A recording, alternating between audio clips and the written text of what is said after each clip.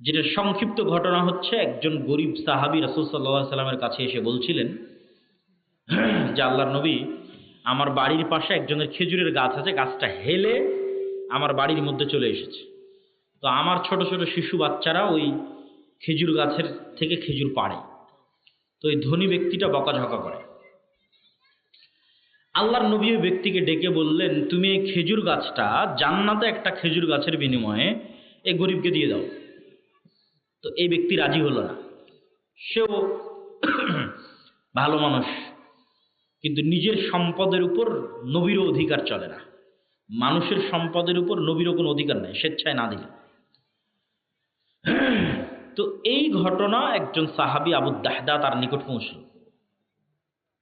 তার বিশাল এক খেজুরের বাগান ছিল। ওই ধনী ব্যক্তিকে গিয়ে সে বলল, তোমার এই খেজুর গাছটা আমি কিনতে চাই আমার এক বিশাল খেজুর বাগানের বিনিময়ে। বলে ঠিক আছে, বিক্রি করে দেবো, ভালো কথা, এত বড় খেজুর বাগান পাচ্ছি, মাত্র একটা খেজুর গাছ, কোনো সমস্যা নেই। বলে ঠিক আছে, দাও, দিলাম। তো আবু দাহদা বিশাল এক খেজুর বাগান ওই ধনী ব্যক্তিকে দিয়ে দিল, আর ওর থেকে একটা খেজুর গাছ কিনে নিল। ওই খেজুর গাছ কিনে নিয়ে এসে এবার রাসূল সাল্লাল্লাহু আলাইহি ওয়াসাল্লামকে বলছে, আল্লাহর নবী, আপনি এরকম ঘোষণা দিয়েছেন, এটা কি ঠিক? কি ঘোষণা? তো বলে, এই খেজুর গাছ যদি ওই গরিব সাহাবীকে দেওয়া হয় তাহলে জান্নাতে একটা খেজুর গাছ পাওয়া যাবে। তো বলে, হ্যাঁ, কথা ঠিক, যদি এই খেজুর গাছ ওই গরিব সাহাবীকে দেওয়া হয় তাহলে তার জন্য জান্নাতে একটা খেজুর গাছ। এবার আল্লাহর নবী, আমি আমার পুরো এক খেজুর বাগানের বিনিময়ে এই খেজুর গাছটা কিনে নিয়েছি, এই খেজুর গাছটা আমি ওই সাহাবীকে দিয়ে দিলাম। আল্লাহু আকবার।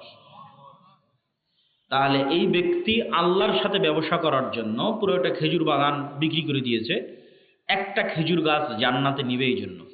আল্লাহ সুবহানাহু ওয়া তাআলা কথা বলেন এবং আল্লাহ সুবহানাহু ওয়া তাআলার কথা বলার আওয়াজ আছে, শব্দ আছে। কেউ যদি আল্লাহ সুবহানাহু ওয়া তাআলার কথার আওয়াজ এবং শব্দকে অস্বীকার করে তাহলে সে মুতাজিলা এবং কাফের হয়ে যাবে।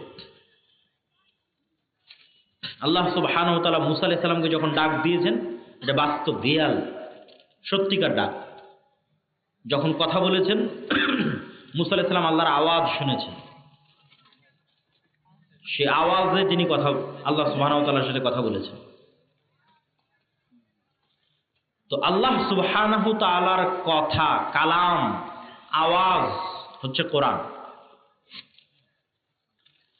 এইটা বুঝতে হলে আপনাকে প্রথমে বুঝতে হবে যে আমরা যা বলি সব আওয়াজ।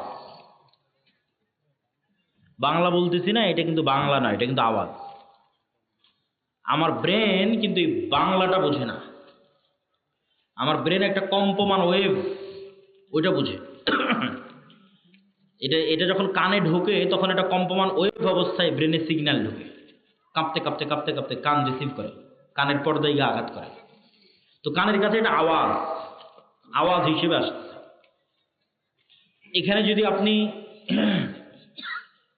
চাইনিজদের বসায় রাখেন আর আমি 1 ঘন্টা আলোচনা করলাম, চাইনিজরা বাংলা শুনবে না আওয়াজ শুনবে? আওয়াজ শুনবে। আপনি ওই যে গরু যে চিল্লাচ্ছে, হাম্বা হাম্বা করতেছে, আপনি কি শুনতেছেন? আওয়াজ শুনতেছেন। পাখি যে কিচির মিচির করছে, আপনি কি শুনতেছেন? আওয়াজ শুনতেছেন। কিন্তু ওর প্রত্যেকটার অর্থ আছে, ওইটা আপনি জানেন না। ওইটা সুলাইমান আলাইহিস সালাম জানতো, পাখি কি বলতেছে। যেমন আমি চাইনিজেরটা জানি না। এখানে যদি একটা চাইনিজ বক্তা বসে থাকতো, আপনারা সামনে থাকতেন, শুধু আওয়াজ শুনতেন। আমাদের ব্রেনকে শিখানো হয় এই আওয়াজটার এই অর্থ, তখন ব্রেন বুঝে যে এটা বাংলা আওয়াজ আসতেছে, আওয়াজটা বাংলা আওয়াজ, ও রিসিভ করে। কিন্তু আলটিমেটলি এগুলো আওয়াজ। তো কোরআন আল্লাহ সুবহানাহু ওয়া তাআলার আওয়াজ। তার অর্থ এই নয় যে আমরা যেটা পড়ছি হুবহু সেটা আল্লাহ সুবহানাহু ওয়া তাআলার আওয়াজ, কেন এটাতে তাসবিহ আছে, এটা না। তো কোরআন যে আল্লাহ সুবহানাহু ওয়া তাআলার কালাম, আল্লাহ সুবহানাহু ওয়া তাআলার বাণী, সেটা আল্লাহ সুবহানাহু ওয়া তাআলার আওয়াজ।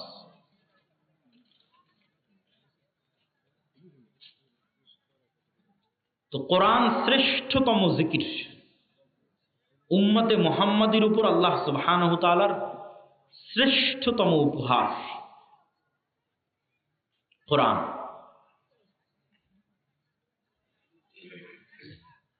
এবং এই পুরো পৃথিবী একটা আরেকটার সাথে কানেক্টেড, সম্পৃক্ত মূলত আওয়াজ দিয়ে। কেন ইউসাব্বিহু লিল্লাহি মা ফিস সামাওয়াতি ওয়া মা ফিল আরদ, আসমান জমিন এবং তার মধ্যে যা কিছু আছে তার সব কিছুই আল্লাহর তাসবিহ পাঠ করে। তাহলে প্যান্ডেলও আওয়াজ করে তাসবিহ পাঠ করতেছে, এই জামাও আওয়াজ করে তাসবিহ পাঠ করতেছে। ওই লেভেলের সূক্ষ্ম আওয়াজ শোনার সক্ষমতা আমার নাই, কিন্তু আওয়াজ করে তাসবিহ পাঠ হচ্ছে, জিকির হচ্ছে। এবং ইসরাফিল যে বাঁশিতে ফু দিবে, আওয়াজে পৃথিবী ধ্বংস হয়ে যাবে, এবং ইসরাফিলের বাঁশির আওয়াজে পুনরুত্থান ঘটবে।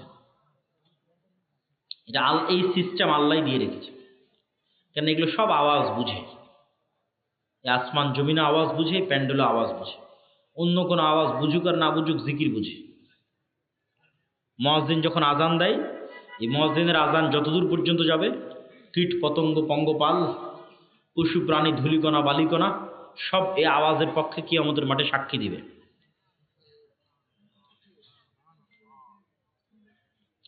এবং কিয়ামতের পূর্ব মুহূর্তে মুসলমানদের শুধু আওয়াজ দিয়ে রাসূল সাল্লাল্লাহু আলাইহি ওয়াসাল্লাম স্পষ্ট বলছেন যে বানু ইসহাকের একদল লোক যুদ্ধ করবে, যারা কোনো অস্ত্র দিয়ে যুদ্ধ করবে না, শুধু জিকির দিয়ে যুদ্ধ করবে। তাদের মুখ থেকে একটা করে জিকির উচ্চারণ হবে, একটা করে প্রাচীর ভেঙে পড়ে যাবে, একটা করে জিকির উচ্চারণ হবে, শহর বিজয় হয়ে যাবে। সুলাইমান আলাইহিস সালাতু ওয়াস সালামের ঘটনায় কিছু কিছু মুফাসসির লিখেছেন যে রানী বিলকিসের সিংহাসনকে যে আনতে বলা হলো, তো একজন জিন ইফরিত সে বলছে, আপনি যে মাজলিসে বসে আছেন জাহাপনা, এই মাজলিস শেষ হওয়ার আগে আমি নিয়ে চলে আসবো। এটা সুলাইমান আলাইহিস সালামের পছন্দ হয়, সাল্লাল্লাহু আলাইহি ওয়াসাল্লাম আরো দ্রুত চাচ্ছিল। তো আল্লাযী ইনদাহু ইলমুম মিনাল কিতাব, যার কাছে কিতাবের জ্ঞান আছে, এরকম একজন ব্যক্তি, তার নাম কোরআনে নাই, মানুষ কি জিন তাও বলা নাই, কিন্তু বেশিরভাগ মুফাসসিরগণের মন্তব্য যে তিনি মানুষ। তিনি বললেন চোখের পলক পড়ার পূর্বে নিয়ে আসবে। তো জিন নিয়ে আসবে মজলিস শেষ হওয়ার আগে, আর মানুষ নিয়ে আসবে চোখের পলক পড়ার পূর্বে। কেমনে সম্ভব? চোখের পলকে এই যুগে ডাটা ট্রান্সফার হচ্ছে, মেসেজ, কথা, ভিডিও, লাইভ চোখের পলকে চলে যাচ্ছে। কিন্তু এই টিস্যুটা এখন চোখের পলকে আমেরিকা যাবে, এরকম কোনো টেকনোলজি পৃথিবীতে নেই। কিন্তু আমার কথাটা চোখের পলকে আমেরিকা চলে যাচ্ছে, আলোর সাথে ডাটা ট্রান্সফার। মেসেজ দিলে চোখের পলকে অস্ট্রেলিয়া চলে যাবে।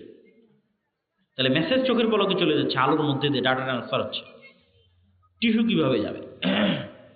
সিংহাসন কিভাবে আসবে? সামাজিক নিয়ম কানুনের কারণে করা কঠিন, চক্ষু লজ্জার কারণে করা কঠিন, মান সম্মানের ভয়ের কারণে করা কঠিন। আপনি কাউকে হত্যা করবেন, আপনাকে দিয়ে কাউকে হত্যা করিয়ে শয়তান আপনাকে জাহান্নামে নিয়ে যাবে, এটা বাস্তবায়ন করতে শয়তানকে অনেক পরিশ্রম করতে হয়। আপনি কারোর সাথে জেনায় লিপ্ত হবেন, তারপরে শয়তান আপনাকে জাহান্নামে নিয়ে যাবে, এটা বাস্তবায়ন করতে শয়তানকে অনেক পরিশ্রম করতে হয়। কিন্তু একটা কাজ যেটা বাস্তবায়ন করতে শয়তানকে কোনো পরিশ্রম করতে হয় না, সেটা হচ্ছে শয়তান শুধু বলবে অমুককে গালি দে, অমুকের দুর্নাম কর, অমুকের বিরুদ্ধে কমেন্ট লেখ, অমুকের বিরুদ্ধে কথা বল। এই একটা কাজ করাতে শয়তানকে কোনো পরিশ্রম করতে হয় না, শুধু বাটন চাপতে দেরি, আপনি করতে দেরি করবেন না। মানে আপনার কলবে শয়তানের ওয়াসওয়াসা আসতে যতক্ষণ দেরি লাগে, করতে আপনার দেরি হবে না। আর এটির কথায় আমি বলেছি, মাসিক আল ইতিসামের এই মাসের সম্পাদকীয় আছে নির্বাচন কেন্দ্রিক যত গুনাহ।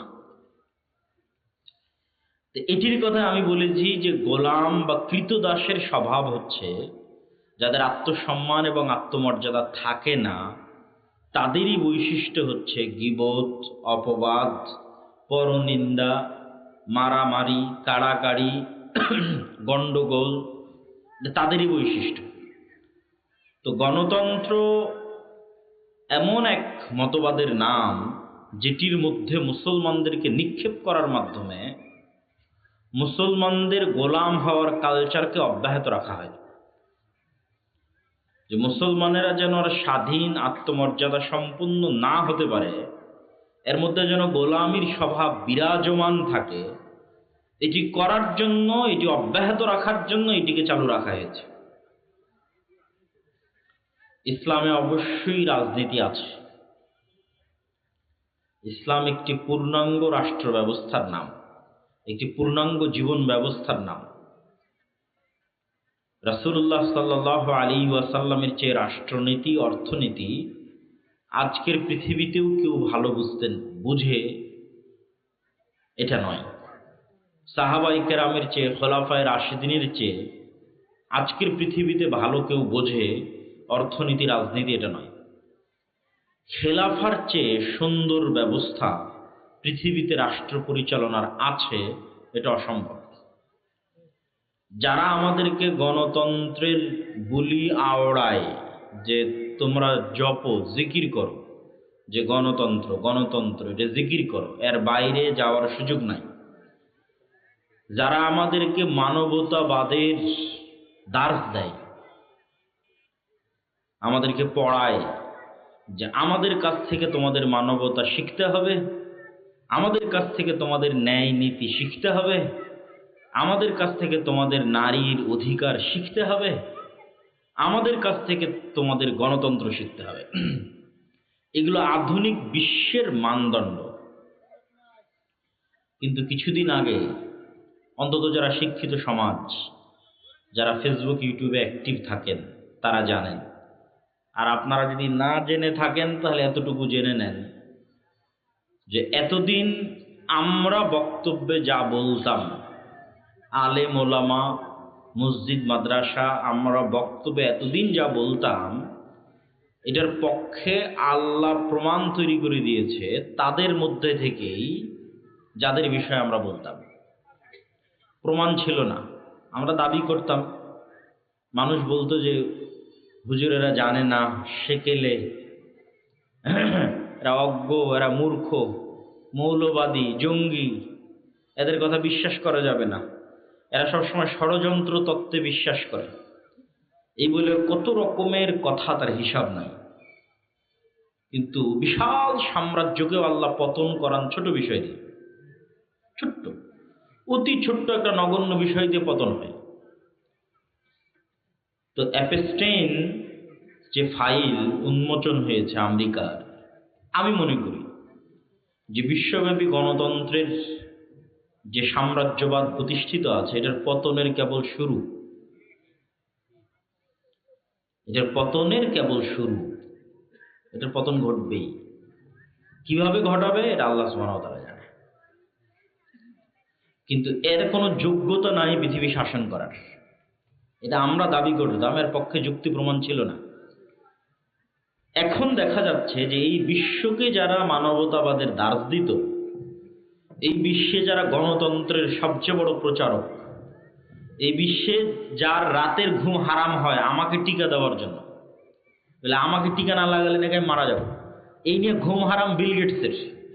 কি হিতাকাঙ্ক্ষী বিল গেটস! আমার বিল গেটস মুসলমানের কি হিতাকাঙ্ক্ষী যে মুসলমানের করোনা ভাইরাসের টিকা না দিলে তো মুসলমান মরে যাবে, তো ওকে বাঁচানোর জন্য এখন করোনা ভাইরাসের মুসলমানের টিকা দিতে হবে, এই চিন্তায় ঘুম হয় না বিল গেটসের। সেই বিল গেটস কি করত? সেই বিল গেটস, ডোনাল্ড ট্রাম্প, আরো যারা আছে তাদের নাম ওই ফাইলে এসেছে, এরা জ্যান্ত ছোট ছোট শিশু, মেয়ে, বাচ্চাদের গোস্ত পর্যন্ত ভক্ষণ করত। তাহলে কি পরিমাণ হিতাকাঙ্ক্ষী! না হিতাকাঙ্ক্ষীর নামে অন্য কিছু? এবার বলেন, এবার বুঝেন যে আমাদের ছোট ছোট 9, 10, 11, 12 বছরের ছোট মেয়ে যারা এই বিশ্বের শাসন করছে এখন, তাদের কাছে নিরাপদ নয়। তথা এই বিশ্বের শাসন ব্যবস্থায় যারা বসে আছে প্রত্যেকটা এক একটা নরপশু।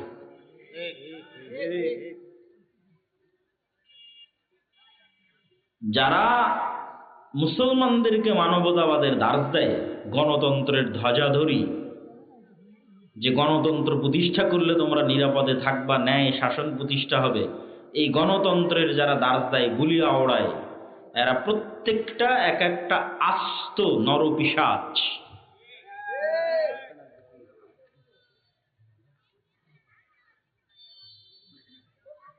তো যারা জানেন তারা তো জানেন, যারা জানেন না তারা অবশ্যই দেখতে পারেন যে কোন রুচিতে এবং কোন আস্থায় এবং কোন বিশ্বাসে মুসলমানরা এখনো বিশ্বাস করবে, এখনো মনে করবে যে না, নারীদের অধিকার আমাকে পাশ্চাত্য থেকে নিতে হবে। ডুবে মরে যাওয়া উচিত। কোন বিশ্বাসে, কোন আস্থায় এখনো পৃথিবীর মানুষ মনে করবে যে না, আমাকে ন্যায় ইনসাফ প্রতিষ্ঠা করতে গণতন্ত্রের কাছে যেতে হবে। আমি আজকেও বলেছি, আগেও বলেছি, আবারও বলছি যে গণতন্ত্র কেন্দ্রিক এবং আধুনিক যে বিশ্ব শাসন ব্যবস্থা আছে, পুঁজিবাদী ব্যবস্থা, এটার পতনের শুরু যারা এই পর্যায়ে চলে গেছে, এইরকম হায়না হয়ে গেছে যে 9, 10, 11 বছরের মেয়ে শিশুকে সারা পৃথিবী থেকে ক্রয় করে নিয়ে গিয়ে একটা দ্বীপে নিয়ে গিয়ে একত্রিত হয়ে এই সমস্ত বিশ্বের শাসকেরা, অর্থনীতিবিদেরা তাদেরকে ভক্ষণ করবে, তাদের উপর জুলুম চালাবে, তাদের রান্না করা গোস্ত খাবে এবং সরাসরি শয়তানের আস্ত পূজা, যেই শয়তানের নাম আল্লাহ সুবহানাহু ওয়া তাআলা পবিত্র কোরআন মাজিদে বলেছেন, বাআল, বাআলাবাক, বাআল নামক মূর্তির পূজা। তো এই সমস্ত কাজ কিন্তু শয়তান চায়, এগুলো কাজ শয়তান পছন্দ করে। যারা শয়তানের দোসর, যারা সত্যিকার অর্থে শয়তানের অনুসারী, তাদেরকে দিয়ে শয়তান এই কাজগুলো করায়। যে যত নিকৃষ্ট থেকে নিকৃষ্ট নিচে নামানো যায় মানুষকে, এটা শয়তানের একটা প্রজেক্ট, যে মানুষকে মানুষের জায়গা থেকে নিচে নামাতে হবে। মানুষকে আল্লাহ ফিতরাতের উপর সৃষ্টি করেছে, ফিতরাতুল, যেই ফিতরাত বাস্তব স্বভাবজাত বৈশিষ্ট্য, এটার উপর আল্লাহ মানুষকে সৃষ্টি করেছে। এবং আল্লাহ বলছে ইসলাম হচ্ছে ফিতরাত, মানে ইসলামে আমি যে বিধিবিধান দিয়েছি এটাই মানুষের বাস্তব অবস্থা। মানুষকে যেইভাবে আমি তৈরি করেছি এটার সাথে শতভাগ খাপ খায়, শতভাগ মিলে, মানুষের সাইকোলজির সাথে, মানুষের চিন্তা চেতনার সাথে, মানুষের শরীরের সাথে একমাত্র মিলবে, সেটার নাম ইসলাম। ইসলাম হচ্ছে ফিতরাত, মানুষের স্বভাবজাত বৈশিষ্ট্য। আর শয়তান কি চায়? মানুষকে স্বভাবজাত বৈশিষ্ট্য থেকে বের করে নিয়ে যেতে চায়। তো যখনই আপনি স্বভাবজাত বৈশিষ্ট্যের মধ্যে থাকবেন না, তখনই আপনাকে আনন্দের জন্য আরো বিকৃত, আরো বিকৃত, আরো বিকৃত, আরো নিকৃষ্ট, আরো নিকৃষ্ট, আরো নিকৃষ্ট রাস্তা অবলম্বন করতে হবে, কারণ আপনি স্বভাবজাত স্বভাবের উপর নাই। মানে ইসলামের স্বভাবজাত স্বভাব হচ্ছে আপনি আনন্দ গ্রহণ করবেন আপনার স্ত্রীর কাছে থেকে। আপনার স্ত্রী হচ্ছে লিতাসকুনু ইলাইহা, আপনার প্রশান্তির জায়গা।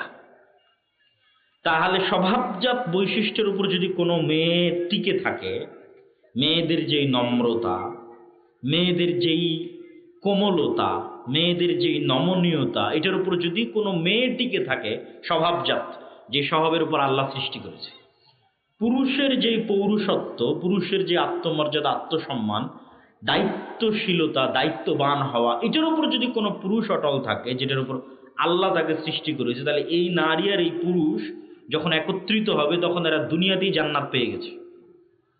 কিন্তু এই স্বভাবজাত বৈশিষ্ট্যের উপর থেকে তাকে বিকৃত করে দূরে সরানো, এটা শয়তানের প্রজেক্ট।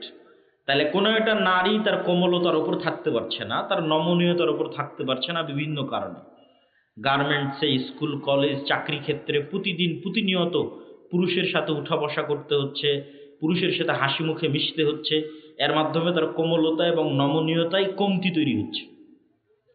যত বেশি পুরুষের সাথে সে মিশবে এবং উঠা বসা করবে, তত তার মধ্যে পুরুষালী স্বভাব, আধিপত্য বিস্তার করা, অর্থনৈতিক ক্ষমতা, পদের ক্ষমতা, আধিপত্য বিস্তারের মানসিকতা আসবে। এবার পুরুষ যখন গায়রাতবিহীন হয়ে যাবে, দায়ুস, আত্মমর্যাদাহীন, পৌরুষত্ব নাই, না অর্থনৈতিক সক্ষমতা আছে, না শারীরিক সক্ষমতা আছে, না নৈতিক সক্ষমতা আছে, কোনো দিক থেকেই সে তার স্ত্রীর সামনে দাঁড়াতে পারে না, তাহলে তখন তার মধ্যে মেয়েলি স্বভাব বিরাজ করবে। এটা হলো বিকৃতির শুরু। যে স্বভাবজাত বৈশিষ্ট্যের উপর আল্লাহ মানুষকে সৃষ্টি করেছিলেন বিকৃতির শুরু, এটা শয়তান চায়। এই বিকৃতিটা যখন সংঘটিত হয়ে যাবে, তখন এই সমাজ, এই নারী, এই পুরুষ পৃথিবীতে স্বাভাবিক আর আনন্দ পাবে না। একে তখন আনন্দ খুঁজতে হবে অস্বাভাবিক রাস্তায়। সে অস্বাভাবিক রাস্তা হতে পারে সমকামিতা, সে অস্বাভাবিক রাস্তা হতে পারে এই রকম যে নিকৃষ্ট কার্যকলাপ শয়তান এই সমস্ত গণতন্ত্রের ধ্বজাধারী নরপিশাচ, নরপশু যারা পৃথিবীকে শাসন করতেছে, ভিতর থেকে খোখলা, পৃথিবী শাসন করার যাদের কোনো নৈতিক অধিকার নাই, হারিয়ে ফেলেছে, তাদের মধ্যে এই স্বভাবগুলো শয়তান কিভাবে প্রবেশ করিয়েছে? কেননা তারা স্বভাবজাত বৈশিষ্ট্যের উপর বাকি নাই। এরা আস্ত শয়তানের পূজারী।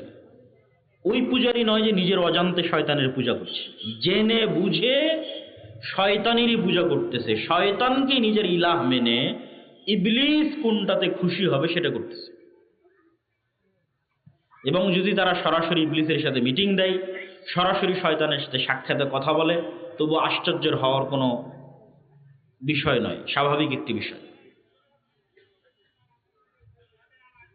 তো এই যে শয়তান এবং শয়তানের অনুসারী যারা যারা আজকের পৃথিবী শাসন করছে, এদের শত্রু তো ইসলাম, এদের শত্রু তো নবীরা, নবীদের উত্তরসূরিরা, এদের শত্রু তো মানুষের স্বভাবজাত বৈশিষ্ট্য যেটার উপর ইসলাম টিকে আছে। তো এই জন্য আমি আমার বহু বক্তব্যে বলেছি এবং আজকেও বলছি, ইসলাম নিজেই কোনো দল, সংগঠন, মতবাদ, আদর্শ, নির্বাচন, ভোট কোনো কিছু ছাড়াই ইসলাম নিজেই ইটসেলফ একটা বিপ্লব। নিজেই ইসলাম নিজেই পৃথিবীকে পরিবর্তন করে দিতে পারবে, ইসলাম নিজেই বাংলাদেশকে পরিবর্তন করে দিতে পারবে।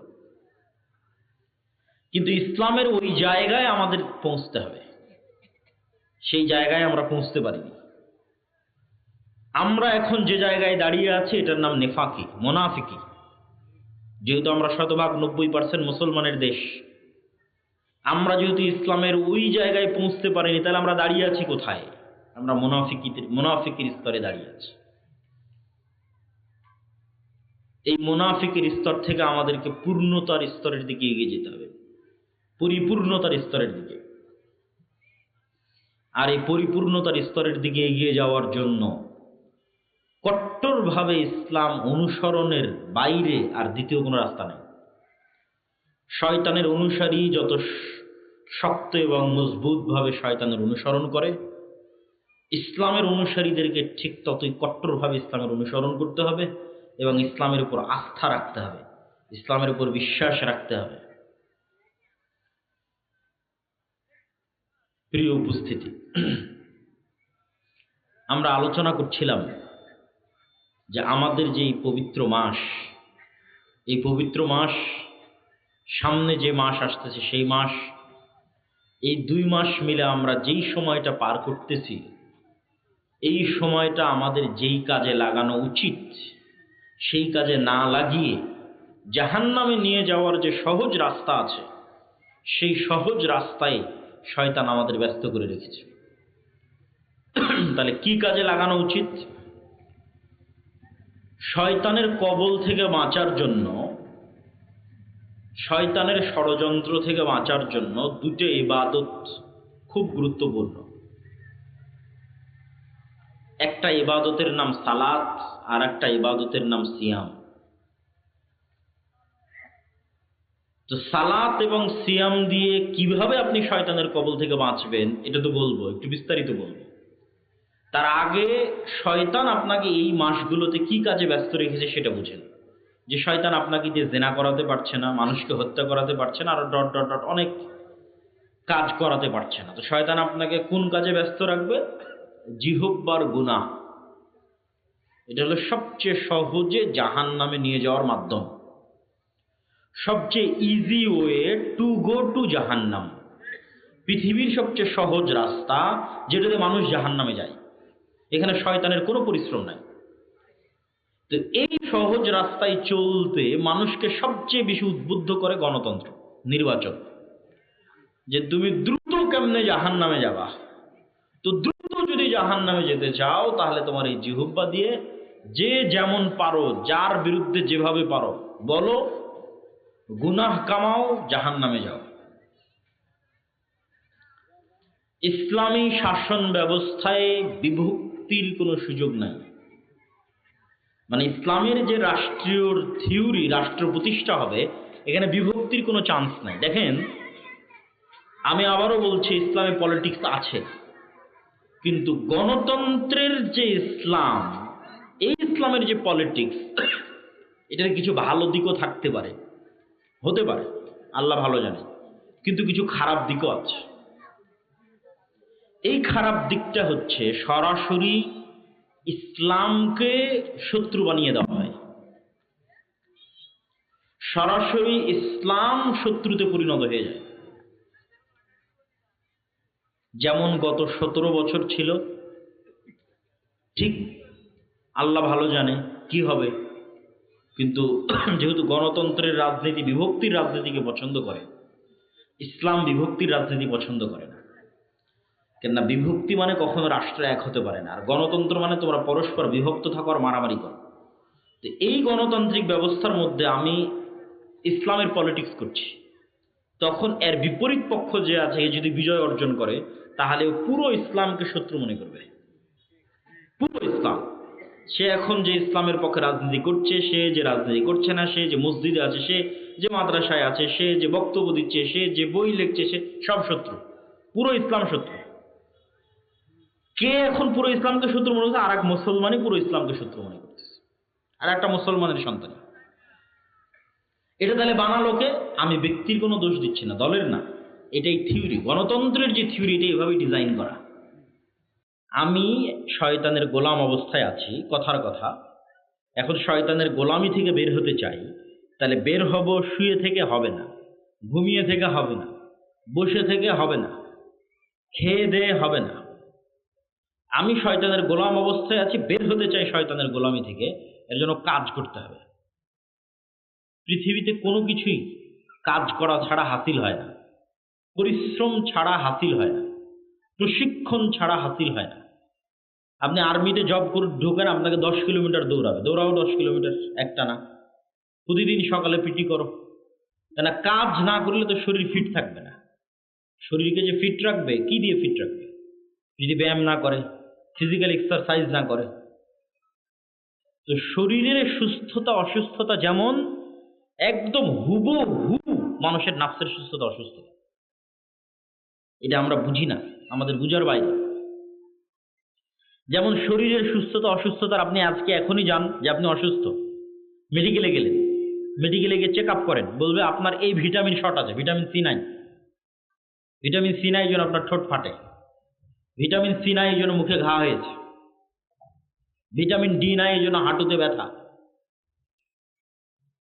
তাহলে কোনো একটার কমতিতে আপনি অসুস্থ হয়ে যাচ্ছেন, আবার কোনো একটার মাত্রাতিরিক্ত বেশি হলে আপনি অসুস্থ। বলে সুগার, সুগার লেভেল যেমন থাকার কথা তেমন নাই, 5, 6, 7 থাকবে, 13, 14, 15 হয়ে বসে আছে, তাহলে আপনি অসুস্থ।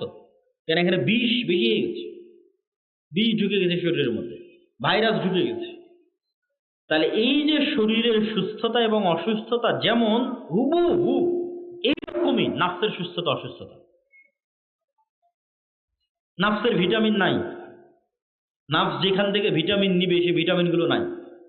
একদিকে তো ভিটামিন নাই, আর একদিকে যে বিষগুলো থাকলে নাফস অসুস্থ হবে, ওই বিষগুলো প্রতিনিয়ত ঢুকতেছে। তাহলে নাফসের ভিটামিনের অভাব, প্রোটিনের অভাব, ক্যালোরির অভাব, কি যত ফরজ ইবাদত আছে সব ফরজ ইবাদত, প্রত্যেকটা ফরজ ইবাদতে চুল পরিমাণ কমতি তৈরি হওয়া মানে নাফস অসুস্থ। ওখানে পূর্ণাঙ্গ ভিটামিন ঢুকতেছে না, প্রোটিন ঢুকতেছে না, ক্যালোরি ঢুকতেছে না, অসুস্থ হয়ে গেছে, মারা যাওয়ার দ্বার প্রান্তে, নূর কমে যাচ্ছে। নাফসের মৃত্যু মানে নূর না থাকা। বলে নাফসের মৃত্যু কি দিয়ে বুঝবেন? নাফস এবং রুহের মৃত্যু হচ্ছে নূর না থাকলেই মৃত্যু। তাহলে আমাদের যতজনের নাফস জীবিত আছে না মৃত আছে, কি দিয়ে বুঝবেন? হার্টবিট পাম্প করতেছে, রক্ত বের হচ্ছে, তার মানে বেঁচে আছেন? জি না। এই বেঁচে থাকা তো দুনিয়াবি বেঁচে থাকা, রুহানি ভাবে আপনি জীবিত কিনা, আপনার রূহ জীবিত কিনা, না আপনি মারা গেছেন। তা আপনার নাফস এবং রূহ এটা মারা গেছে কিনা এটা বুঝবেন কি হবে? আপনার এর মধ্যে কালবে নূর আছে কিনা। নূর নাই, মৃত, মারা গেছে। তাহলে ওই নূর কি কোথায় থেকে আসবে? আপনি তো নিজেই কমিয়েছেন, সালাতে নাই, সিয়ামে নাই, এগুলো জরুরি যে ভিটামিনগুলো থাকা দরকার সেগুলো নাই, কমে গেছে। তাহলে তো অটোমেটিক নূর মারা যাওয়ার দিকে। এবার যে সমস্ত ভাইরাস ঢুকলে আপনি মারা যাবেন, ওই ভাইরাস প্রতিনিয়ত ঢুকতেছে, কান দিয়ে গান ঢুকতেছে, এটা ভাইরাস ঢোকার রাস্তা। শয়তানের আক্রমণের জানালা কান, চোখ দিয়ে অশ্লীল দৃশ্য ঢুকতেছে, এটা ভাইরাস। এটা ওইভাবেই হৃদয়কে আক্রান্ত করে যেভাবে বাস্তবে আমাদের শরীর আক্রান্ত হয়। এই জিনিসগুলো প্রত্যেকটা যে বিষয়গুলো আমি বলতেছি এটা বাস্তব, এটা মাপার কোনো যন্ত্র পৃথিবীতে নাই। তাই এটা মাপার যদি কোনো যন্ত্র পৃথিবীতে বের করা যেত তাহলে আপনি মেপে দেখতে পেতেন যে হ্যাঁ, আমার কাল্ব, আমার হৃদয় আসলেই নূর নাই, নূর হারিয়ে গেছে, এখানে ভাইরাস ঢুকে এটাকে বিষাক্ত করে ফেলেছে এবং এখান থেকে নূর বিদায় নিয়েছে। ওই রকমই একটা ভাইরাস হচ্ছে এই যে জিহ্বা দিয়ে যে আমরা একে অপরকে গালি দিচ্ছি, মিথ্যা অপবাদ দিচ্ছি, গীবত করছি। দেখেন, মানুষ যখন মিথ্যা বলে তখন তার মুখে দুর্গন্ধ তৈরি হয়, যে দুর্গন্ধে ফেরেশতা পালিয়ে যায়, সহিহ হাদিস। তো আপনি কি মনে করেন যে এই দুর্গন্ধটা বাস্তবে তৈরি হয়েছে না কল্পনায় তৈরি হয়েছে? বাস্তবে তৈরি হয়েছে। আমি যখন মিথ্যা বললাম, আপনি যখন মিথ্যা বললেন, তখন আমার মুখ থেকে বাস্তবেই দুর্গন্ধ বেরিয়েছে। এই দুর্গন্ধটা বাস্তব। কিন্তু ওই দুর্গন্ধটা যেই লেভেলে ফিল করা যাবে, ওই লেভেলের মতো সূক্ষ্ম গন্ধ নেওয়ার ক্ষমতাই নাকের নাই, কিন্তু দুর্গন্ধ বাস্তবে বেরিয়েছে। যেমন কুকুরের নাকের যেই লেভেলের দুর্গন্ধ নেওয়ার সক্ষমতা, ওই লেভেলের গন্ধ নেওয়ার সক্ষমতা তো আমার নাকের নাই। ফলে তো আমি বলবো যে বোতলেরও গন্ধ নাই, এই মাইকেরও গন্ধ নাই, জামারও গন্ধ নাই, কিন্তু প্রত্যেকটার গন্ধ আছে। তাহলে এগুলো বাস্তব লেভেলে ঘটে। তো আল্লাহ সুবহানাহু ওয়া তাআলার কাছে একজন সিয়াম পালনকারীর মুখের মুখের গন্ধ মিসকে আম্বর, মেরিগো নাভির যে পৃথিবীর সর্বশ্রেষ্ঠ গন্ধ, তার চেয়ে বেশি প্রিয়। এটা কখন? যতক্ষণ এই জিহ্বা, এই চোখ, এই কান এগুলো দুর্গন্ধের মধ্যে ঢোকেনি। আমি আছি সিয়াম, কিন্তু আমার জিহ্বা থেকে দুর্গন্ধ বের হচ্ছে, মিথ্যা বলতেছি দুর্গন্ধ, গীবত করতেছি দুর্গন্ধ, অপবাদ দিচ্ছি দুর্গন্ধ। তাহলে এটা থেকে কিভাবে সুগন্ধি বের হবে? আল্লাহর কাছে কেমনে এটা সুগন্ধযুক্ত মনে হবে? ওই সিয়াম পালনকারীর মুখের গন্ধ থেকেই সুগন্ধি বের হবে, যে সিয়াম পালনকারীর মুখ দুর্গন্ধের মধ্যে ঢোকে। তো আমাদের যে নফস, রূহ এবং কলব, এইটার উপর যদি আমি আধিপত্য বিস্তার করতে চাই, যে না, একে শয়তানের গোলামি থেকে বের করব, তাহলে একে কাজ না দিলে, ট্রেনিং না দিলে, ভালো মতো ভিটামিন প্রোটিন না দিলে, ভাইরাস বের না করলে কখনোই ঠিক হবে না। ঠিক আমাদের শরীরের ফিটনেসের জন্য যেমন ব্যায়াম দরকার, ওইরকম নাফসকে কন্ট্রোলে আনার জন্য ওর প্রশিক্ষণ দরকার। তাহলে ওর সবচেয়ে বড় প্রশিক্ষণ কি? যেই প্রশিক্ষণটা মৃত্যু পর্যন্ত একদিনের জন্য মিস দেওয়া মানে ওই একদিনই অসুস্থ, সেটা হচ্ছে সালাত। এটা কাজ, একটা মাত্র কাজ আল্লাহ সুবহানাহু ওয়া তাআলা মুসলমানদের জন্য দিয়েছে, শুধু একটাই কাজ, আর কোনো কাজ দেয়নি। এটা আবার ভুল বুঝিয়েন না, ভুল ব্যাখ্যা করিয়েন না, বুঝিয়ে বলতেছি। আমি বলছি কি, যে আল্লাহ মুসলমানদের শুধু একটাই কাজ করতে দিয়েছে, আর কোনো কাজ দেয়নি। ব্যাখ্যা কি? ব্যাখ্যা হচ্ছে, প্রথমে আপনাকে বুঝতে হবে আল্লাহ সুবহানাহু তাআলার আদেশ তার নিষেধের চেয়ে লক্ষ কোটি গুণ দামি। আবার বুঝেন, আল্লাহর আদেশ তার নিষেধের চেয়ে বেশি বড়, বেশি মহৎ। নিষেধও বড়, মহৎ, আদেশটা বড়। কেন? একটা প্রতিষ্ঠান আপনি চালু করেছেন, এটাও একটা মাদ্রাসার প্রোগ্রাম। একটা প্রতিষ্ঠানের নিয়ম কানুন ঠিক রাখার জন্য অনেক নিষেধ আছে। ফোন চালানো যাবে না, এতটার পরে ঘুমানো যাবে না, এই প্যান্ট পরা যাবে না, এই কাপড় পরা যাবে না, মাদ্রাসায় ধরেন অসংখ্য নিষেধ আছে। আপনি এখন সব নিষেধগুলো ফলো করলেন, কিন্তু ওই মাদ্রাসায় এতগুলো নিষেধ দেওয়া আছে যেই কাজটাকে ভালো করে করার জন্য ওকে ফোন চালাতে দিবে না এটা নিষেধ করে রেখেছে, ওকে প্যান্ট পরতে দিবে না নিষেধ করে রেখেছে, এগুলো নিষেধ দিয়ে রেখেছে একটা কাজ ভালো মতো করার জন্য, সেটা যে নিয়মিত ক্লাসে উপস্থিত হয়ে পড়া ঠিক মতো করা। তো ওইটা দিয়ে নাই, তাহলে নিষেধ মানে লাভ আছে? আমি যদি বুঝাতে না পারি এটা আমার ব্যর্থতা। যেই একটা মূল কাজকে সামনে রেখে এতগুলো নিষেধ দেওয়া আছে ওটা দিয়ে তো আমি নাই, ওই নিষেধের কি দাম? তাহলে আল্লাহ সুবহানাহু ওয়া তাআলা অসংখ্য নিষেধ দিয়েছে, এই সমাজ ব্যবস্থাটাকে ঠিক রাখতে হবে। তো মানুষ যদি মানুষকে হত্যা করে সমাজ ধ্বংস হয়ে যাবে। আল্লাহ জেনাকে হারাম করেছে, জেনা যদি হারাম না থাকে তাহলে পরিবার ধ্বংস হয়ে যাবে। তাহলে পৃথিবীকে টিকিয়ে রাখার জন্য, মানুষের এই সমাজ ব্যবস্থাকে টিকিয়ে রাখার জন্য অসংখ্য নিষেধ আছে। মদকে আল্লাহ হারাম করেছে, যদি সবাই মদ্যপায়ে আসক্ত হয় সমাজে বিশৃঙ্খলা দেখা দেবে। সবাই যদি জুয়ায় আসক্ত হয় সমাজ ধ্বংস হয়ে যাবে। তাহলে সমাজকে বাঁচিয়ে রাখার জন্য তো এগুলো লাগবে, কিন্তু এগুলো লাগবে কি করতে? একটা কাজ, সে কাজটার নাম কি বলেন? মাত্র কাজ হিসেবে একটাই দেওয়া আছে, কাজ একটা। তুমি আরো তো কাজ আছে, সিয়াম আছে, হজ আছে, যাকাত আছে। কোনো একটা কাজ আদেশ হিসেবে আল্লাহ দৈনিক করতে হবে এরকম কোনো কাজ আল্লাহ সুবহানাহু ওয়া তাআলা দেননি। কোনো একটা কাজ দৈনিক করতে হবে, নারী পুরুষ নির্বিশেষে, কেউ বাদ যাবে না, ধনী গরিব নির্বিশেষে, এরকম কোনো কাজ আল্লাহ সুবহানাহু ওয়া তাআলা দেননি। হজ যে ধনী সে করবে, গরিবের নাই। যাকাত যে ধনী সে দিবে, গরিবের নাই। সিয়াম বছরে একবার রমজান মাসে আসতেছে। তাহলে আপনি যে মুসলমান হলেন, আপনি এখন একটা হিন্দু মানুষ। অসংখ্য হিন্দু মানুষ ভালো থাকার জন্য মদ খায় না, সমাজে ভালো হওয়ার জন্য জেনা ব্যভিচার হত্যা রাহাজানি খুন চুরি ডাকাতিতে নিযুক্ত হয় না। এই হিন্দু মানুষটা মুসলমান হয়ে কি করবে? এই মানুষটা তো আগে থেকে মদ খায় না, তোর কাজ কি? ওকে তো আর আপনি বলতে পারছেন বাবা তুমি হিন্দু থেকে মুসলমান হলা, তুমি তো মদ খাও না। বললে ভাই আমি তো আগে থেকে মদ খাই না। কত লক্ষ লক্ষ খ্রিস্টান নেবেন, চুরি চামারি ডাকাতি অন্যায় করে না। তাহলে বাবা তুমি তো খ্রিস্টান থেকে ইসলাম গ্রহণ করলো, তো ইসলামের নিয়ম হচ্ছে চুরি চামারি করা যাবে না। তাহলে আমি তো আগে থেকে চুরি চামারি করি না। তো ও খ্রিস্টান যে মুসলমান হবে, হিন্দু যে মুসলমান হবে, ভালো খ্রিস্টান ভালো হিন্দু মুসলমান হয়ে করবে কি? একটাই কাজ আছে, সেই কাজটা কি বলেন তো? এইবার বুঝলেন ওই হাদিসের অর্থ, যে মুশরিক আর মুসলমানের মধ্যে পার্থক্য কি? সালাত। তুমি সালাত আদায় করার জন্য মুসলমানই নাই, তুমি মুসলমান থাকারই তো কোনো দরকার নেই। কেন এরকম আরো অসংখ্য হিন্দু আছে, খ্রিস্টান আছে, মদ খায় না, বিড়ি খায় না, জুয়া খায় না, জুয়া খেলে না, চুরি করে না, ডাকাতি করে না, কত হিন্দু খ্রিস্টান। তাহলে ওই হিন্দু খ্রিস্টান আর তোমার মধ্যে পার্থক্য, কোনো পার্থক্য নেই।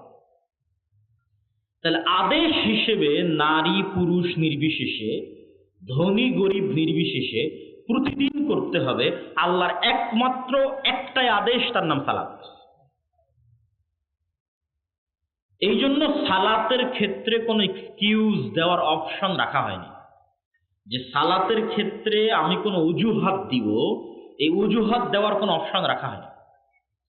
সিয়ামে অজুহাত আছে, মনে করলাম সিয়াম নারী পুরুষ নির্বিশেষে, মনে করে নিলাম সিয়াম ধনী গরিব নির্বিশেষে, কিন্তু সিয়ামে অজুহাত দিতে পারবো না, আমি বুড়ো হয়ে গেছি সিয়াম রাখতে পারবো না। ঠিক আছে, সমস্যা নেই, ফিরিয়ে দিয়ে দাও। বলে আমি গর্ভবতী, আমি ঋতুবতী, সিয়াম রাখবো, ঠিক আছে তোমার জন্য এই অপশন দিয়ে দিলাম। অসুস্থ তো তোমার জন্য অপশন দিয়ে দিলাম। তাহলে যেই সিয়ামটা আমরা অন্তত ধনী গরিব উভয়ের জন্য রেখেছিলাম, ওইটাতেও ডট ডট ডট ডট অসংখ্য অপশন আছে। একমাত্র আদেশ আল্লাহর, যে আদেশে কোনো অজুহাত না, না নারী না পুরুষ, না শিশু না বৃদ্ধ, বয়স হওয়ার পর, না অসুস্থ, না দাঁড়িয়ে না বসে না শুয়ে, না পানি আছে না পানি নাই, না তায়াম্মুম আছে না তায়াম্মুম নাই, না কেবলা চিনি না কেবলা চিনি না, না কাপড় আছে না কাপড় নাই, কোনো পরিস্থিতিতে কোনো সিচুয়েশনে কোনো অজুহাত সালাতের জন্য গ্রহণযোগ্য নয়। কেন? এটা একটা মাত্র আদেশ, এই জন্য এত কড়া। আদেশ তো আপনাকে বেশি দেয়নি, বাকি সারাদিন তো আপনি নিজের কাজই করছেন। আল্লাহর পক্ষ থেকে আদেশ শুধু একটা, সালাত আদায় করতে হবে। কেন এই একটা দিয়েই আপনি আপনার নিজের নাফসকে কাজ করাচ্ছেন, ওকে কাজে বাধ্য করছেন। ওই নাফসকে যত আপনি এই কাজে বাধ্য করতে পারবেন যে তোমাকে সালাত আদায় করতে হবে, জামাতে সালাত আদায় করতে হবে, নিশ্চিত থাকেন আর যত গুনাহে আপনি লিপ্ত আছেন। অসংখ্য যুবক আমাদের সাথে সাক্ষাৎ করে, কথা বলে, প্রশ্ন করে যে ভাই আমি এটাতে আসক্ত, বের হতে পারছি না। কেউ ভিডিও গেমে আসক্ত, বের হতে পারে না। কেউ জুয়ায় আসক্ত, বের হতে পারে না। কেউ প্রেমে আসক্ত, বের হতে পারে না। তা আমি সবাইকে একটা কথাই বলি, এবং এটা বাস্তব, যে তুমি ওইটার থেকে বের হওয়ার চিন্তা বাদ দাও। তুমি আগে কনফার্ম করো যে তুমি 5 ওয়াক্ত সালাত অন্তত 40 দিন একটানা জামাতের সাথে মসজিদে তাকবীরে তাহরিমার সাথে পড়তে পারছো কিনা। কেননা তুমি প্রেমে আসক্ত কেন? তোমার নিজের নাফসের উপর তোমার কন্ট্রোল নাই। তুমি জুয়ায় আসক্ত কেন? তোমার নাফসের উপর তোমার কন্ট্রোল নাই। তুমি নেশায় আসক্ত কেন? তোমার নাফসের উপর তোমার কন্ট্রোল নাই। তাহলে আগে তো তোমার নাফসের উপর কন্ট্রোল প্রতিষ্ঠা করতে হবে, তারপরে না তুমি এগুলো থেকে বের হবা। তো প্রতিষ্ঠা কর তুমি শুয়ে বসে ঘুমিয়ে করতে পারবা না, কাজ করতে হবে। সেই কাজটা কি? সেটা সালাত। এই একটা কাজ দিয়ে তুমি তোমার নিজের নাফসের উপর তোমার কন্ট্রোল প্রতিষ্ঠা করবা শয়তানের কন্ট্রোল থেকে। তো অন্তত একটা ডোজ, একটা কোর্স যদি তুমি কমপ্লিট করো যে না আমি 40 দিন একটানা 5 ওয়াক্ত সালাত জামাতে আদায় করবো। যেমন সামনে রমজান আসতেছে, রমজানের 30 দিন যদি আপনি কট্টর সিদ্ধান্ত নেন যে রমজানের 30 দিন যেমন পুরো শরীরের সিয়াম চলবে, লাআল্লাকুম তাত্তাকুন যেটা আগে বলেছি, তার সাথে আমার নাফসকে আমি মাত্র একটা কাজ দিব। বেশি কাজ দিয়ে লাভ নাই, যদি না পারেন একটা কাজ দিব, সেটা যে 5 ওয়াক্ত সালাত জামাতে আদায় করবো। বলেন ইনশাআল্লাহ। তাহলে একটানা 30 দিন, তারপরে যদি আরো 10 দিন যুক্ত করে 40 দিন করেন, এটা একটা কোর্সের মতো, একটা ডোজের মতো। অ্যান্টিবায়োটিক ডোজ যেমন পূর্ণ কমপ্লিট করতে হয়, এই পূর্ণ যখন আপনি একবার 40 দিন বলছি, এই পূর্ণ 40 দিন যখন আপনি কমপ্লিট করে ফেলবেন, আপনি নিজেই বুঝতে পারবেন যে আপনার নাফসের উপর আপনার কন্ট্রোল ক্ষমতা প্রতিষ্ঠিত হয়ে গেছে। তাহলে বক্তব্যের দ্বিতীয় অংশ, সিয়াম শয়তানের বিরুদ্ধে যুদ্ধ, সালাত শয়তানের বিরুদ্ধে যুদ্ধ। হাল আদুল্লুকুম আলা তিজারাতিন, আমি কি তোমাদের এমন একটা ব্যবসার কথা বলে দিব না যেই ব্যবসাটা হবে আল্লাহর সাথে। তো ব্যবসা হবে আল্লাহর সাথে, আল্লাহ বিক্রি করবে কি? জান্নাতের প্লট এবং জান্নাতের ফ্ল্যাট এবং জান্নাতের বাগান, জান্নাতের ঝর্ণা, জান্নাতের ঘর, জান্নাতের গাছ। জান্নাতের একটা গাছও বিক্রি হবে। একজন সাহাবী জান্নাতের একটা খেজুর গাছ কিনেছেন পুরো একটা বাগানের বিনিময়ে, পুরো একটা খেজুর বাগানের বিনিময়ে জান্নাতের একটা গাছ কিনেছেন। যেটা সংক্ষিপ্ত ঘটনা হচ্ছে, একজন গরিব সাহাবী রাসূল সাল্লাল্লাহু আলাইহি সাল্লামের কাছে এসে বলছিলেন যে আল্লাহর নবী, আমার বাড়ির পাশে একজনের খেজুরের গাছ আছে, গাছটা হেলে আমার বাড়ির মধ্যে চলে এসেছে। তো আমার ছোট ছোট শিশু বাচ্চারা ওই খেজুর গাছের থেকে খেজুর পাড়ে। তো এই ধনী ব্যক্তিটা বকাঝকা করে। আল্লাহর নবী ওই ব্যক্তিকে ডেকে বললেন, তুমি এই খেজুর গাছটা জান্নাতে একটা খেজুর গাছের বিনিময়ে এই গরিবকে দিয়ে দাও। তো এই ব্যক্তি রাজি হলো না। সেও ভালো মানুষ, কিন্তু নিজের সম্পদের উপর নবীরও অধিকার চলে না। মানুষের সম্পদের উপর নবীরও কোনো অধিকার নেই স্বেচ্ছায় না দিলে। তো এই ঘটনা একজন সাহাবী আবু দাহদা তার নিকট পৌঁছল। তার বিশাল এক খেজুরের বাগান ছিল। ওই ধনী ব্যক্তিকে গিয়ে সে বলল, তোমার এই খেজুর গাছটা আমি কিনতে চাই আমার এক বিশাল খেজুর বাগানের বিনিময়ে। বলে ঠিক আছে, বিক্রি করে দেবো, ভালো কথা, এত বড় খেজুর বাগান পাচ্ছি, মাত্র একটা খেজুর গাছ, কোনো সমস্যা নেই। বলে ঠিক আছে, দাও, দিলাম। তো আবু দাহদা বিশাল এক খেজুর বাগান ওই ধনী ব্যক্তিকে দিয়ে দিল, আর ওর থেকে একটা খেজুর গাছ কিনে নিল। ওই খেজুর গাছ কিনে নিয়ে এসে বা রাসূল সাল্লাল্লাহু আলাইহি ওয়াসাল্লামকে বলছে, আল্লাহর নবী আপনি এরকম ঘোষণা দিয়েছেন, এটা কি ঠিক? কি ঘোষণা? তো বলে, এই খেজুর গাছ যদি ওই গরিব সাহাবীকে দেওয়া হয় তাহলে জান্নাতে একটা খেজুর গাছ পাওয়া যাবে। তো বলে, হ্যাঁ কথা ঠিক, যদি এই খেজুর গাছ ওই গরিব সাহাবীকে দেওয়া হয় তাহলে তার জন্য জান্নাতে একটা খেজুর গাছ। তো বলে, আল্লাহর নবী আমি আমার পুরো এক খেজুর বাগানের বিনিময়ে এই খেজুর গাছটা কিনে নিয়েছি, এই খেজুর গাছটা আমি ওই সাহাবীকে দিয়ে দিলাম। আল্লাহু আকবার। এবং এটার বিপরীতে আপনাকে ইসলামকে দাঁড় করাতে হবে ইসলামের নিজস্ব বৈশিষ্ট্যের উপর, ইসলামের নিজস্ব গুণের উপর, এবং এর বিপরীতে ইসলামই দাঁড়িয়ে থাকবে এবং ইসলামী বিজয় হবে। কেন পৃথিবীর আর কোনো বিষয় আমেরিকার মানুষকেও শান্তি দিতে পারবে না, আমেরিকার মানুষও অতিষ্ঠ হয়ে যাবে। শান্তি কোথায় পাবে? ইসলামে পাবে। দলে দলে ইসলাম গ্রহণ করা ছাড়া আমেরিকার মানুষও বাঁচার রাস্তা নেই, নাহলে ওদের ছেলে মেয়েরাও নিরাপদ নয়, শয়তান শেষ করে দেবে, ধ্বংস করে দেবে। তাহলে আমেরিকা, ইউরোপ, ইংল্যান্ড সবার বাঁচার রাস্তা কি? ইসলাম।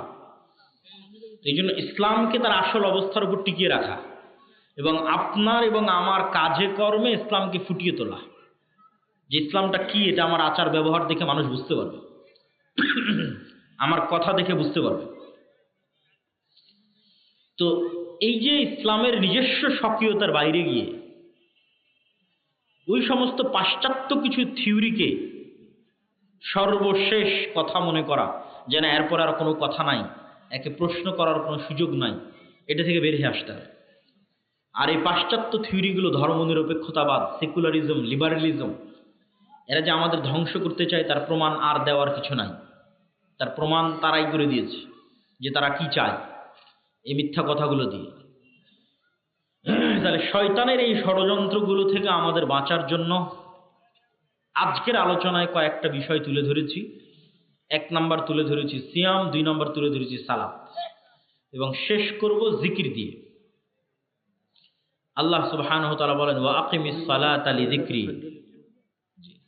মহিলাদের প্যান্ডেলেও আপনারা নিজ দায়িত্বে দান সংগ্রহ করেন। ওয়া আকিমিস সালাতা লিযিকরি, সালাত প্রতিষ্ঠা করো আমাকে স্মরণ করার জন্য, আমার জিকিরের জন্য। তো সালাত জিকির, সালাত জিকির, এই জন্যই সালাতের কোনো এক্সকিউজ নাই।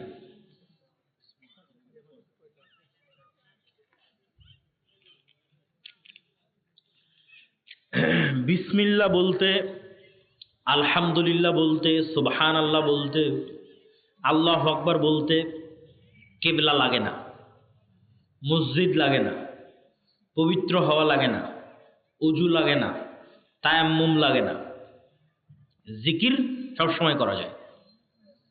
সালাত জিকির, সালাতকে বলা যায় ওয়াকিমিস সালাত লিযিকরি, সালাত জিকির। তার মানে সালাত বসে আদায় করতে পারছি না, দাঁড়িয়ে পারছি না, কেবলা নাই, কাপড় চোপড় নাই, পবিত্র হওয়ার ব্যবস্থা নাই, তাহলে আমি একটা উলঙ্গ মানুষ, কেবলা চিনি না, কোনো এক অন্ধকার ঘরে প্যারালাইজড অবস্থায় পড়ে আছে। তাহলে তখনও তো আমি জিকির করতে পারবো ভাই, তখনও তো আমি আলহামদুলিল্লাহ বলতে পারবো, আল্লাহু আকবার বলতে পারবো, ব্রেন যতক্ষণ সজাগ আছে, সচেতন আছে। তাহলে তো কোনো মাফ পাওয়ার কোনো রাস্তা নেই, কেন সালাত জিকির। কি দিয়ে মাফ নেবেন? তখনও শুয়ে থেকে কিবলাবিহীন অবস্থায়, উজু তায়াম্মুমবিহীন অবস্থায়, কাপড়বিহীন অবস্থায়, হাত পা নড়ানোবিহীন অবস্থায়, রুকু সিজদাবিহীন অবস্থায় জিকির তো করতে পারবেন। ওটাই তো সালাত। তাহলে সালাতের মধ্যে পুরোটাই জিকির। কিভাবে? আপনি দেখেন, আজান দিয়ে শুরু হচ্ছে, আল্লাহু আকবার, আল্লাহু আকবার, এই পুরো আজান জিকির। ওজুর শেষে যে দোয়া বলছেন সেটা জিকির। আল্লাহু আকবার বলে সালাত শুরু করছেন, এই আল্লাহু আকবার জিকির। সালাতে যে কোরআন পড়ছেন, সূরা ফাতিহা পড়ছেন, পৃথিবীর শ্রেষ্ঠ জিকির কোরআন। আল্লাহু আকবার বলে রুকুতে যাচ্ছেন, এই আল্লাহু আকবার জিকির। সামি আল্লাহু লিমান হামিদা বলে রুকু থেকে উঠছেন, দিয়ে বলছেন রব্বানা লাকাল হামদ, এটা জিকির। এগুলো একটার মধ্যে কোনো দোয়া নাই, এগুলো জিকির। রুকুতে বলছেন সুবহান রাব্বিয়াল আযীম, এটা জিকির, এখানে কোনো দোয়া নাই। আল্লাহু আকবার বলে সিজদায় যাচ্ছেন, বলছেন সুবহান রাব্বিয়াল আ'লা, এটা জিকির, এটার মধ্যেও কোনো দোয়া নাই। দোয়া করার সুযোগ দেওয়া আছে সালাত আদায়কারীকে একমাত্র সালাম ফেরানোর পূর্বে, আর বাকি পুরো সালাত, উত্থান পতন, উঠা বসা, রুকু সিজদা, এটা হচ্ছে জিকিরের সর্বশ্রেষ্ঠ ফরম্যাট। জিকিরের শ্রেষ্ঠতম ফরম্যাট হচ্ছে সালাত।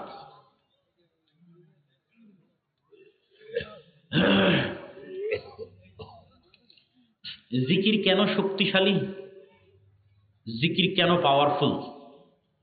এটা আমি আমার বহু বক্তব্যে তুলে ধরেছি। কিছু মানুষ না বুঝে না জেনেই একটা সমালোচনা করে বসে থাকে।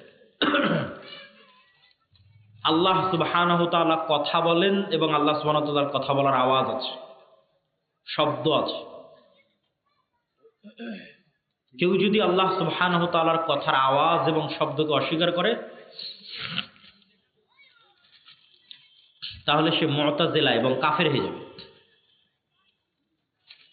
আল্লাহ সুবহানাহু ওয়া তাআলা মুসা আলাইহিস সালামকে যখন ডাক দিয়েছেন, এটা বাস্তব, রিয়াল, সত্যিকার ডাক। যখন কথা বলেছেন মুসা আলাইহিস সালাম আল্লাহর আওয়াজ শুনেছেন, সে আওয়াজে তিনি কথা আল্লাহ সুবহানাহু ওয়া তাআলার সাথে কথা বলেছেন। তো আল্লাহ সুবহানাহু ওয়া তাআলার কথা, কালাম, আওয়াজ হচ্ছে কোরআন। এইটা বুঝতে হলে আপনাকে প্রথমে বুঝতে হবে যে আমরা যা বলি সব আওয়াজ। বাংলা বলতেছি না, এটা কিন্তু বাংলা নয়, এটা কিন্তু আওয়াজ। আমার ব্রেন কিন্তু এই বাংলাটা বোঝে না। আমার ব্রেন একটা কম্পমান ওয়েভ, ওইটা বুঝে।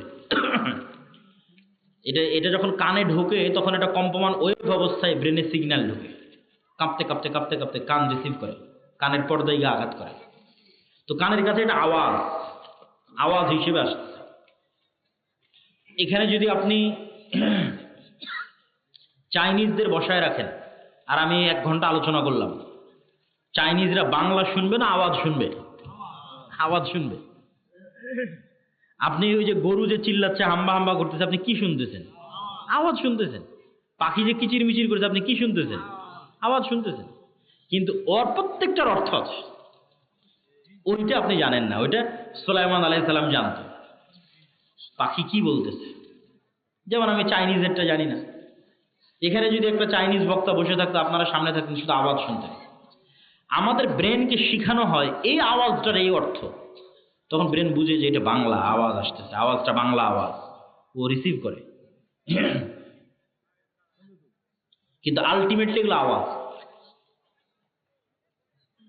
তো কোরআন আল্লাহ সুবহানাহু ওয়া তাআলার আওয়াজ। তার অর্থ এই নয় যে আমরা যেটা পড়ছি হুবহু সেটা আল্লাহ সুবহানাহু ওয়া তাআলার আওয়াজ, কেন এটাতে তাশবিহ আছে, এটা না। তো কোরআন যে আল্লাহ সুবহানাহু ওয়া তাআলার কালাম, আল্লাহ সুবহানাহু ওয়া তাআলার বাণী, সেটা আল্লাহ সুবহানাহু ওয়া তাআলার আওয়াজ।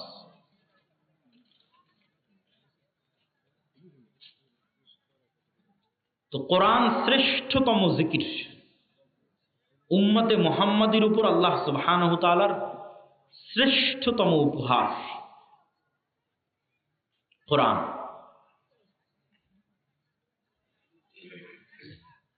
এবং এই পুরো পৃথিবী একটা আরেকটার সাথে কানেক্টেড, সম্পৃক্ত মূলত আওয়াজ দিয়ে। কেন ইউসাব্বিহু লিল্লাহি মা ফিস সামাওয়াতি ওয়া মা ফিল আরদ, আসমান জমিন এবং তার মধ্যে যা কিছু আছে তার সবকিছুই আল্লাহর তাসবিহ পাঠ করে। তাহলে প্যান্ডেলও আওয়াজ করে তাসবিহ পাঠ করতেছে, এই জামাও আওয়াজ করে তাসবিহ পাঠ করতেছে। ওই লেভেলের সূক্ষ্ম আওয়াজ শোনার সক্ষমতা আমার নাই, কিন্তু আওয়াজ করে তাসবিহ পাঠ হচ্ছে, জিকির হচ্ছে। এবং ইসরাফিল যে বাঁশিতে ফু দিবে, আওয়াজে পৃথিবী ধ্বংস হয়ে যাবে। এবং ইসরাফিলের বাঁশির আওয়াজে পুনরুত্থান ঘটবে। এটা এই সিস্টেম আল্লাহ দিয়ে রেখেছে, কেন এগুলো সব আওয়াজ বুঝে। আসমান জমিনে আওয়াজ বুঝে, প্যান্ডেলও আওয়াজ বুঝে। অন্য কোনো আওয়াজ বুঝুক আর না বুঝুক, জিকির বুঝে। মুয়াজ্জিন যখন আজান দেয়, এই মুয়াজ্জিনের আজান যতদূর পর্যন্ত যাবে, কীট পতঙ্গ পঙ্গপাল পশু প্রাণী ধূলিকণা বালিকণা সব এই আওয়াজের পক্ষে কিয়ামতের মাঠে সাক্ষী দিবে।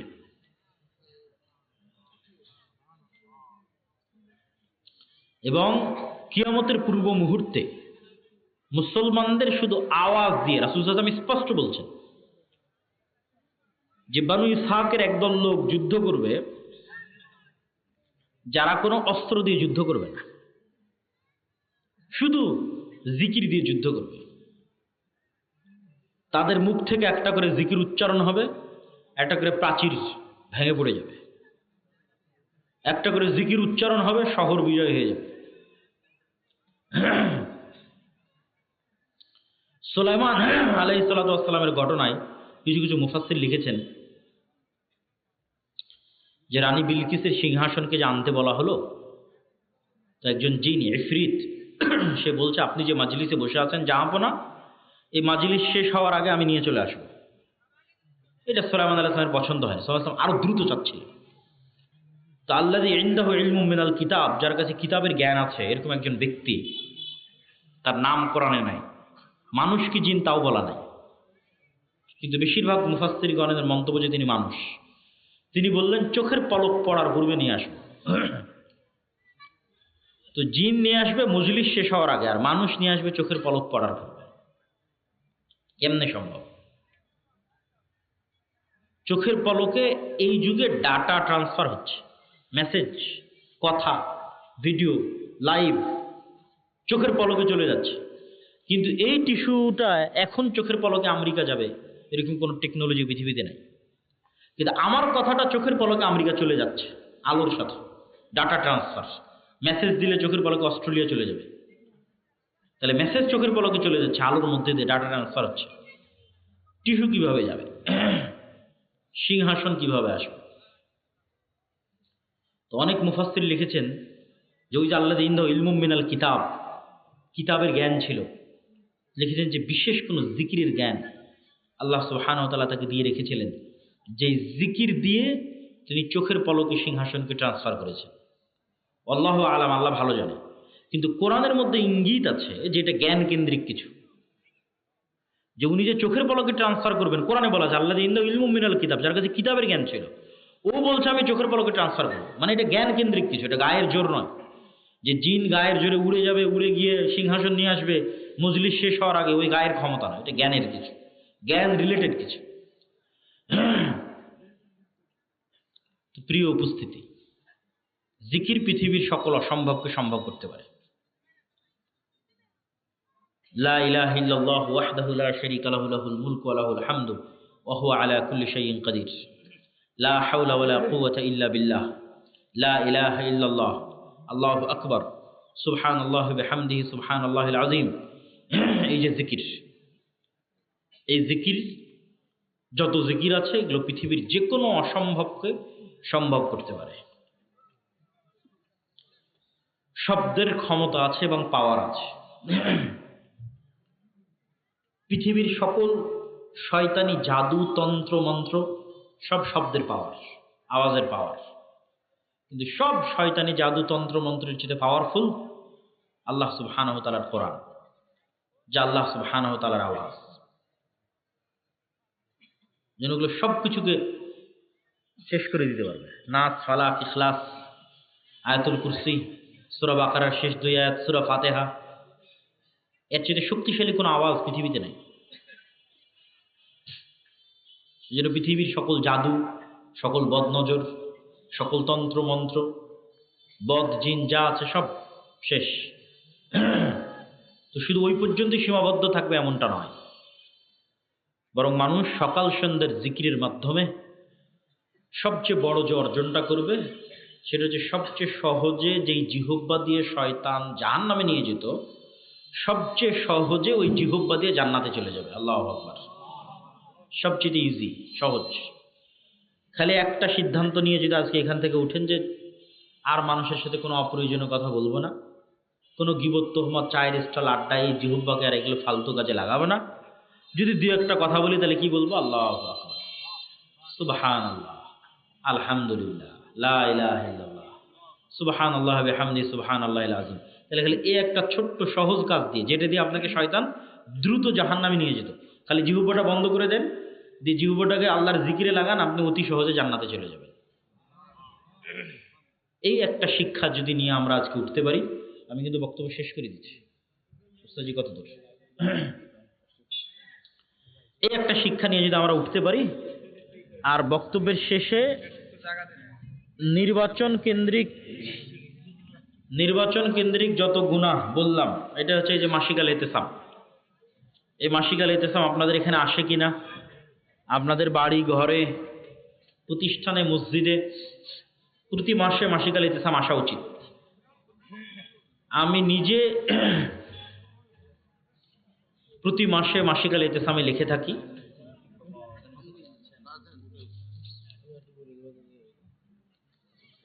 আমি নিজে প্রতি মাসে মাসিকাল ইতেসামে 3টে লেখা লিখি, সম্পাদকীয় লিখি, মিন্নাতুল বাড়ি লিখি, আরো একটা প্রবন্ধ লিখি প্রতি মাস।